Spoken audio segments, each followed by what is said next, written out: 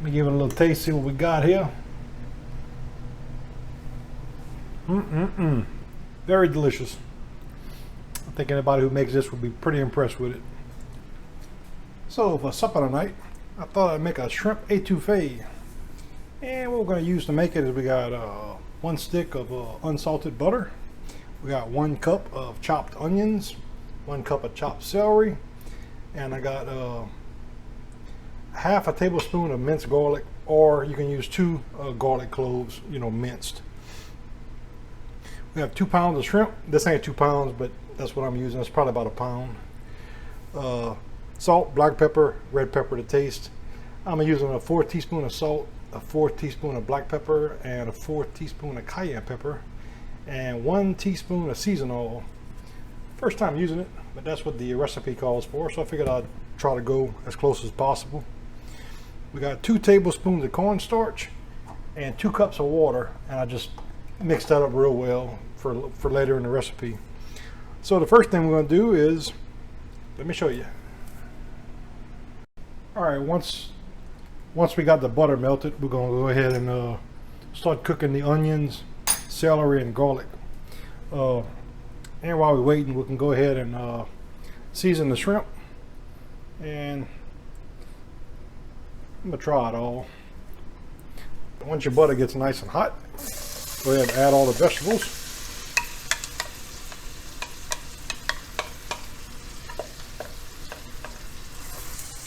And we're going to saute this on a medium heat until the everything's nice and wilted.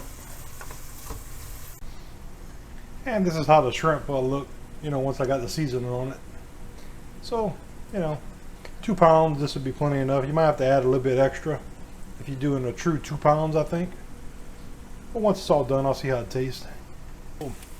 So far, we've been about 4 minutes.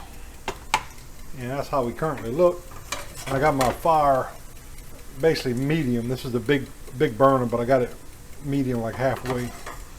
And just, you know, cooking it slow. I think it'll probably take about 10 minutes to get them, you know, nice and wilted.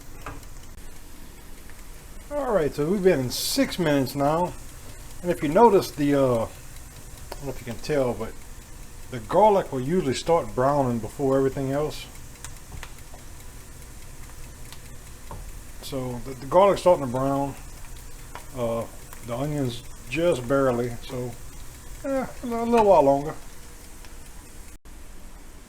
All right, we've been exactly 10 minutes, and I think that's about where I want it. If you notice, the butter's starting to get a little brown to it. So I think that's a good spot right there. So we're gonna go ahead and add the shrimp.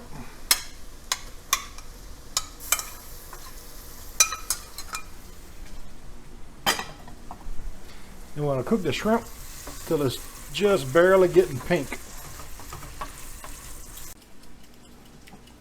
And while that's simmering, I'm going to use a little bit of Sauvignon Blanc. That's a pretty good dry white wine. And we're going to add a little bit of that to it. Not a lot. I think it'll just give it a little something extra. Okay, we've been about maybe 2 minutes. I'm going to go ahead and add the water and cornstarch. Make sure you get it mixed real well. I'm gonna add all of it. Hopefully it's not too much, but we'll see. And we're going to cook this for about 15 minutes. Got my timer started, so we'll see how accurate the recipe is. Okay, I got that back up to a nice boil. I'm gonna go ahead and lower it down now. And like I said, we're just gonna let this cook for 15 minutes on a low heat. I'm gonna leave it uncovered. Ain't no sense on covering it, I don't think. So uncovered, 15 minutes. I'm gonna add a little bit more salt to it. Wasn't enough salt, I didn't find. So just a couple of pinches. I'm gonna stir it up again, and then I'll give it a taste and see what else it might be lacking. We got about 8 minutes left. This is some Tabasco scorpion sauce, which I don't know, I'm kind of falling in love with it. It's pretty spicy, so don't need too much. I'm gonna add a little bit to it. I don't think it's quite enough spice yet, so you gotta be careful. You kind of got to be careful with this stuff. It's like 2 million Scoville units on heat level, so I'm gonna start off with just two drops. I'm gonna incorporate that, give it a taste, and see if I got to add anything else to it. Any more hot sauce. That stuff is pretty powerful. It's about the same price as regular Tabasco, but yeah, you don't need nearly as much. So I went ahead and gave it a little taste, and I think that's good. The 2 drops did the trick. Some people don't like spicy, you know, but before I added those, it wasn't spicy really. At least to me it wasn't. So, you know, just play around with the spice level. I personally like spice, so we got about 6 minutes left. So we got about 2 minutes left to cooking, and no matter what, you got to add some green onion tops to it. Probably the most important thing. Those are frozen. I keep them in the freezer because pretty much everything I cook with, I add green onion tops to it.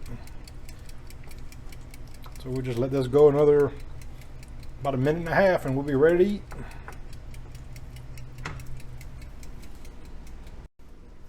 All right, everything's done. So that's how we look. So we're gonna eat this over some white basmati rice. And basmati rice is actually one of the healthiest rice you can actually eat. That's why I kind of switched to it. I actually turned one of my cousins on to it, and that's all he buys now too. When you wash it, you really don't even have to wash it. I mean, it's pretty much clear. So there's very little starch in it. And it's kind of got like a little nutty flavor to it.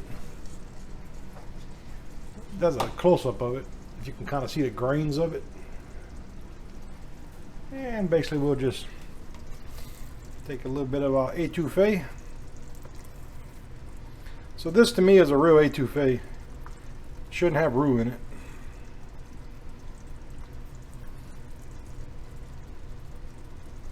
And this is enough for me to eat twice on, I think.